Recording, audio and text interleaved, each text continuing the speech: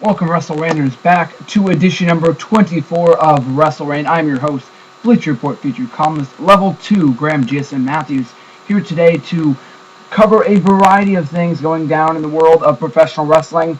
Going down with Raw, tribute to the troops, last night's Impact, Final Resolution.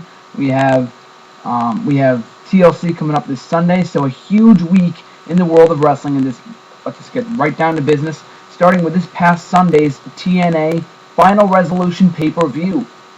Now, TNA has not had a good pay-per-view in probably since Destination X. Well, then, if you think about it, they haven't had a good pay-per-view all year besides Destination X, and probably Genesis, in my opinion. But anyways, Final Resolution was somewhat enjoyable. They had a lot of overbooked finishes, not too surprising at this point. We saw Jeff Hardy defeat Jeff Jarrett in a steel cage match. That was probably the highlight of the night. As far as in-ring ability goes, the Iron Man match was pretty enjoyable, except for the weak finish with Bobby Roode cheating. Not technically cheating, but he kind of drew out the ending, keeping it tied. They were not given 5 minutes more until this past week's Impact, which I will get to in a minute. But yeah, it was a pretty poor pay-per-view. From what I remember, I do not believe that we had any title changes at all, so the show was not notable at all because, for one thing, we did not get the overtime between Roode and AJ Styles until Impact. Another thing was that we did not get the firing of either Jarrett until Impact as well. So it kind of begs to differ on why I should say fans buy TNA pay-per-views in the first place. What's the point of paying $40 a month for a TNA pay-per-view that they absolutely put no thought in whatsoever, just to see all the outcomes go over on Impact? So if you get my point, they get some. Even the matches, even the wrestling itself was not at its greatest. They were half decent. It's anything that you get on any edition of Impact. So it's not like it was anything special. Anyways, besides the steel cage match, but that was pretty overbooked as well. Anyway, moving on to Raw. We had another 3-hour edition of Raw entitled the Slammy Awards. Now, these Slammy Awards are pretty good and bad. They have a lot of advantages and disadvantages to them. It got a pretty low rating as far as fan concern goes. A lot of people did not enjoy it. 3-hour shows, I do agree, do drag on. And this was not one of those shows to me. In my personal opinion, I found it pretty enjoyable. We had a lot of cameo and returns from Lita, Jesse James, Road Dogg, I should say, Goldust, Rey Mysterio, and my personal favorite, Christian. So I thought all those made the show pretty notable. We had Superstar of the Year be CM Punk, and we had a couple other screw-overs. Like Edge should have won that Slammy for his retirement. Rock's return did not get nominated for a Slammy. CM Punk's epic promo on June 27th did not get nominated for a Slammy, even though it should have been included in the Pipe Bomb of the Year award. But nonetheless, I thought the Slammys went pretty well, especially in the Fatal 4-Way match we had between Ziggler, Rhodes, Ryder, and Daniel Bryan. That was absolutely fantastic. 4 young talent that have the potential to be future World Heavyweight Champions, besides Dolph Ziggler, who is a former World Champion, but that's besides the point. They worked tremendously well. They had great chemistry, and it had the perfect finish with Dolph Ziggler going over, then proceeding after the match to take the Slammy from Ryder, with having the momentum going with him going into TLC in his United States Championship match with Zack Ryder in only a few number of days. So that was pretty well booked, as well as the tag team match between Punk and Randy Orton falling to the team of The Miz and Alberto Del Rio. So that was pretty well booked as well, I should say. Poor choice of words. But Wade Barrett and Orton got in their respective rivalry, as well as in the main event, we saw the return of Kane. That was one of my top markout moments of the year.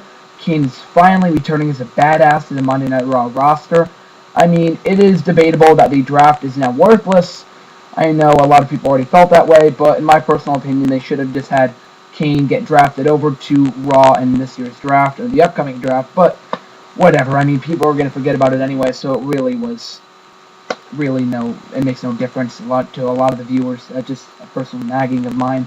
But it was very well done. We saw Kane chokeslam Cena, And hopefully we have Kane attack a lot of the top faces of the WWE if he wants to become a top heel. Such as Randy Orton, maybe Zack Ryder, CM Punk, all those kind of guys. Big Show, given their history in the Tag Team Championship back a couple months ago. So all those could be pretty fresh feuds if done right, especially Sheamus. Kane versus Sheamus could be an excellent rivalry if done right on Friday nights. So overall, pretty enjoyable episode. Then the following night, on Tuesday night, we had the Tribute to the Troops. Now, in my personal opinion, I found this year's Tribute to the Troops a lot more enjoyable and a lot more solid than in years past. Because I have looked back at years past results, and I see all these matches on Wikipedia that never happened on television. And now I realize that they were taped at the show, but they weren't aired on television, which is something I found pretty annoying. But this year they got in all the matches. They had pretty good performances by Mary J. Blige, Nickelback, and that comedian George Wallace, I believe his name was. So all those were pretty solid performances. We had the main event match, that 6-man tag team match, which was also pretty well done. We had Mark Henry, he got pinned by John Cena. But it took a knockout punch and an attitude adjustment to take him down. So that's fine by my standards. So yeah, Tribute to the Troops is also very well done. It was not live, but it was on Tuesday night at 9. It got a substantial rating at 1.9, so I can understand that. So that was also pretty well done as well. They had a lot of hype for TLC in this upcoming Sunday. Let's see what else. WrestleMania 28, just one thing I want to touch upon real quick. Triple H returned on Monday Night Raw, which is something I failed to mention before, but he was hinting at a match with Undertaker at WrestleMania 28, which is something I do not want to see by any means necessary. If anything, I would like to see Undertaker versus Kane for a third time, given how Kane has been resurrected, so to speak. Undertaker versus Sheamus, Undertaker versus Jericho, Undertaker versus Miz. I don't even care at this point, as long as it's not Triple H. That was, as good as a match Triple H and Taker put on, they had another match back at 17, so I really do not want to see another one. I'd much rather see it with Kane, because that seems like a much more interesting rivalry, picking it up where they left off last fall. So let's see what we have here next. Also on Raw, we had that January 2nd promo era. Again, I have no doubts in my mind that it's Chris Jericho, so hopefully that comes to fruition in the next couple of weeks, and that becomes more obvious, so more people tune into Monday Night Raw in coming weeks, going into 2012. We also have... last Friday, I went to a Northeast Wrestling event in Terryville, Connecticut, when I got to meet Mick Foley, Tommy Dreamer, Robbie E., local wrestlers by the names of Bull Dread and Ron Zombie, as well as Maria was present as well. Vladimir Kozlov was supposed to be there, but he did not show up due to travel issues. So overall, I thought it was a pretty good show that I went to. I got to meet a lot of cool people. I got Dreamer on my WrestleRant show. I can't show the footage here because I do not have enough time, but you can check it out on my channel. It's up there above, so check that out. It's really, really cool. It was an awesome show. I had my book signed by Mick Foley, my ECW book. Let me just show you that real quick. It was by surprise, too, because I left my book behind, and I ended up having Dreamer picked it up on his signature table, on his autograph table. Here's the signature right here, Tyrannosaurus Ass, signed by Mick Foley. That was absolutely hilarious. So it was a really, really fun night. Probably one of my favorite indie wrestling matches or shows I've ever been to. That was amazing. Definitely a Christmas miracle. So let's see what else we have here. I've heard that Del Rio and The Miz are in the doghouse with WWE. I can't argue with that, given how they've been booked in recent weeks. But I'm not really too sure about that. The Miz has potential to be a strong heel on Monday nights. He has shown that before, given how he used to be WWE champion. That's about it. That's all I have on them. Also, another thing, Brutus Clay was supposed to debut this past Monday night. He wasn't supposed to, but he should have, but he didn't. So I'm going to just put my anger aside for 1 week and rant next week if anything does happen. So on to my TLC predictions. We have 6 matches advertised, John Cena not being one of them. I do have a strong feeling that he will be involved in the pay-per-view in some fashion or another, whether it be a match, a segment, backstage interview, whatever it be, possibly with Kane more than likely. I'd love to see that. But now on to the matches. We have Dolph Ziggler versus Zack Ryder for the United States Championship in what I believe should have been a ladder match, given how great they work together, and that would be the perfect payoff of Dolph Ziggler holding the United States title for the past 6 months, Ryder's getting his third shot. Could third times be the charm for Zack Ryder? I certainly hope so, and I think he will take home the U.S. title this Sunday after an excellent match that will steal the show.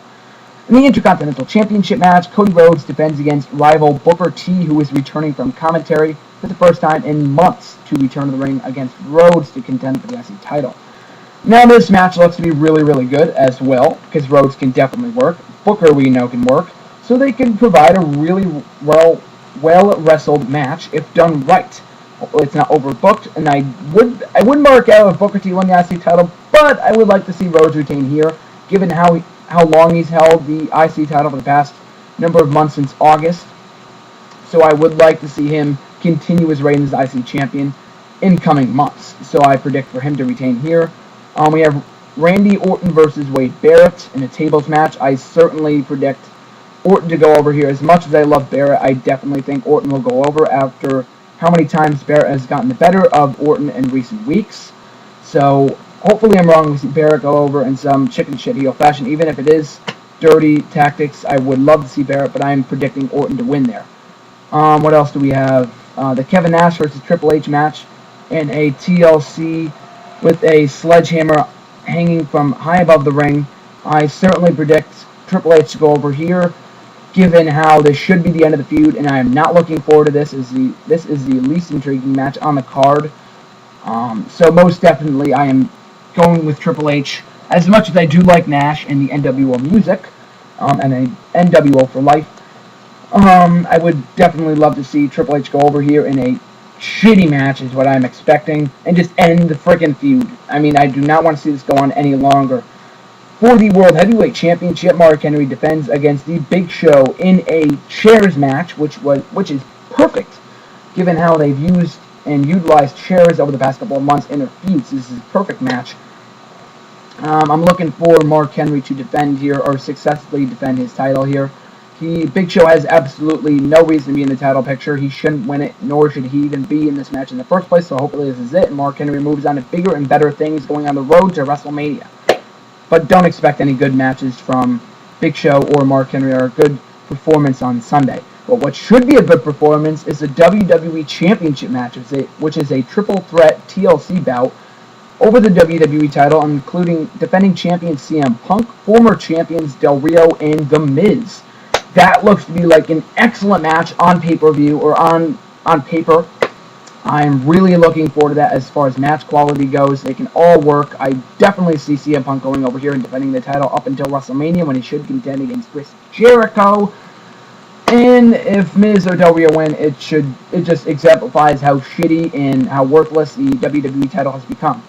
So overall, TLC looks to be pretty good. I mean, I wasn't looking forward to it a couple weeks ago, but now I am. So most definitely I shall be tuning into that on Sunday, and you should be as well if you want to see Zack Ryder finally win the United States Championship. So that's about it for this week. You guys can follow me on Twitter at save_us_GSM. Visit my Bleacher profile in the links below, along with all my latest stories. What else? You guys can visit my website at for all the WWE, TNA news, rumors, recaps, and more at nextdorwrestling.weebly.com. You guys can check out my awesome podcast, Blog Talk Radio. It would be blogtalkradio.com/spoilerspodcast. That's also in the links below if you can't type that in. And as well, I believe that is it. So with only 9 days remaining until Christmas, I bid you all happy holidays, and hopefully we talk again soon. Enjoy TLC, guys, and until then, GSM signing out.